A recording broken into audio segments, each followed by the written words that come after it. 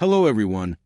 Welcome to Wealthy Life, a channel for your personal growth, awakening, and financial wisdom. Have you ever asked yourself, why do I feel responsible for someone else's anger, sadness, or disappointment? Why do so many of us end up carrying the emotional burdens of others as if we owe them something? This is a question that quietly shapes our lives, our relationships, and even our self-worth. And here's the truth. You are not responsible for other people's emotions. Yet, most of us grew up believing the opposite. Let's explore why this happens, how it damages us, and how we can finally break free. Why we serve other people's emotions. From childhood, many of us are conditioned to become emotional caretakers. Think about it. A child hears, "Don't make your father angry. If you cry, you'll upset your mother. Be good or people won't like you." Without realizing it, we learn that our worth is tied to keeping others emotionally comfortable. We internalize a belief. If someone is upset, it must be my fault. This conditioning follows us into adulthood. We become people pleasers, overthinkers, or silent accommodators. We apologize for things that are not our fault. We change our choices just to avoid disappointing others. We suppress our own needs so no one else feels bad. But here's the harsh reality. When you constantly serve other people's emotions, you lose yourself. Imagine this. Every time someone gets angry, sad, or upset, they hand you an invisible invoice. It says, "Pay me with your peace of mind. Pay me with your energy. Pay me with your guilt." And because you were trained to accept it, you pay without questioning. But ask yourself, when will the bill ever end? The answer is never. Because emotions are endless. People will always have reactions. If you keep paying for everyone else's feelings, you'll bankrupt your own emotional life. Eleanor Roosevelt once said, "No one can make you feel inferior without your consent." Think about the depth of that statement. It's not only about self-esteem, it's about emotional ownership. When someone is angry with you, it doesn't automatically mean you are guilty. When someone disapproves of you, it doesn't mean you're wrong. Their emotion is their responsibility. Your responsibility is how you respond. Why we feel guilty for setting boundaries. If you've ever tried to say no or refuse to take on someone's emotional drama, you probably felt guilty. Why?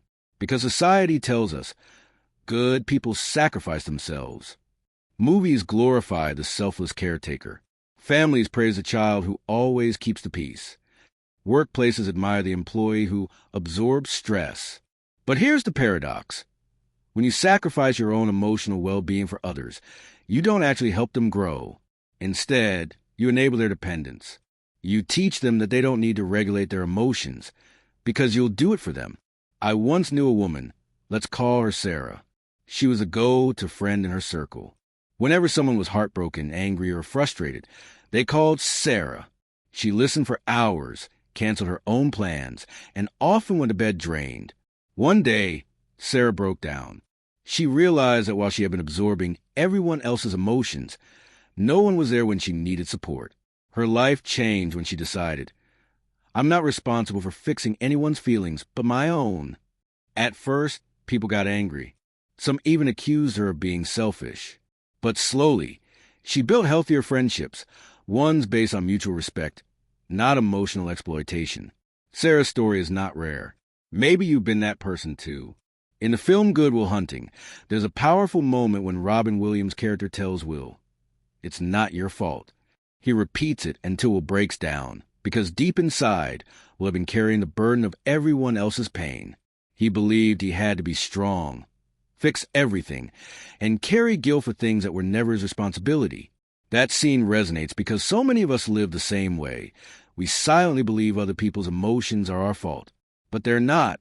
Serving other people's emotions comes at a high cost. Mental exhaustion. You feel drained as if you're carrying invisible weights. Loss of identity. You forget what you want because you're too busy avoiding others' disapproval. Resentment. Eventually, you feel unappreciated and used. Toxic cycles. People learn to manipulate you with emotions, knowing you'll bend to keep them happy. If this sounds familiar, it's a wake-up call. So, how do you break the cycle? Step 1. Recognize ownership. Say to yourself, their anger is theirs. Their sadness is theirs. My job is not to fix it. Step 2, pause before reacting. When someone throws emotional pressure at you, don't immediately respond. Breathe. Ask, am I really responsible for this? Or am I being handed an invoice I don't owe? Step 3, learn the power of no. No is not cruelty. It is clarity. Boundaries are not walls to keep people out.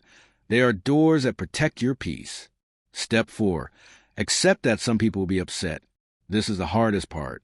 Some people will accuse you of being cold or selfish. But here's the truth. When you stop serving emotions, manipulative people lose control. That's not your loss. It's your freedom. The Stoic philosopher Marcus Aurelius, in Meditations, wrote about this exact challenge. If you are distressed by anything external, the pain is not due to the thing itself, but to your estimate of it. In other words, no one can make you responsible for their emotions unless you accept it. This wisdom, written almost 2,000 years ago, is still exactly what we need today. Here's a radical thought. If you stop taking responsibility for other people's emotions, you gain more energy to handle your own. Instead of being drained by guilt, you can finally focus on your growth, your dreams, your health. Ironically, when you live this way, people may start respecting you more because you're no longer their emotional servant, but a whole person with dignity. Whenever you feel trapped by someone else's emotions, ask, if I weren't here, would they still find a way to deal with their feelings? The answer is almost always yes. People survive before you. They will survive without you managing their moods. Let me leave you with this thought. You are not a sponge for other people's anger. You are not a container for their sadness. You are not a punching bag for their disappointment. You are responsible for your own choices, your own actions, your own emotions. Nothing more, nothing less. As the writer Khalil Gibran said, they are the bows from which your children as living arrows are sent forth. You may give them your love, but not your thoughts. The same applies to everyone in your life. You can give care, compassion, even love, but you cannot and should not take responsibility for their emotions. That's their job. So the next time someone tries to hand you that invisible invoice, smile and remember, not my bill. That's not selfishness. That's freedom. Don't forget to subscribe our channel, like, and share the video. May you soon discover your true direction in life.